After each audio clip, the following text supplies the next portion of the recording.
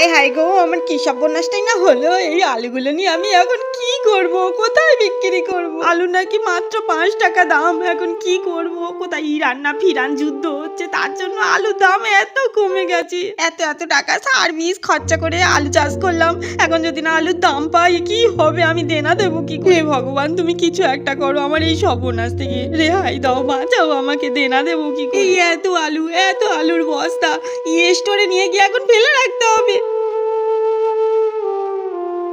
এবছর আলুর ফলনটা ভালোই হয়েছিল, ভাবলাম 2 পয়সা আমার ঘরে বেশি আসবে, তা নয়। মা তুমি অত চিন্তা করুনি, তুমি অত কান্নাকাটি করুনি তো, ঠিক একটা ব্যবস্থা হবে। ভগবান ঠিক উপরে আছে, মাথার উপরে আছে, ঠিক একটা ব্যবস্থা করে দেবে। এখন কি ব্যবস্থা হবে বলদিনি? তোর স্কুলে এখন মাইনে জমা পড়ে আছে, কিছু দেওয়া হয়নি, কি করি? এই কৃষু, এটা কি বলদিনি?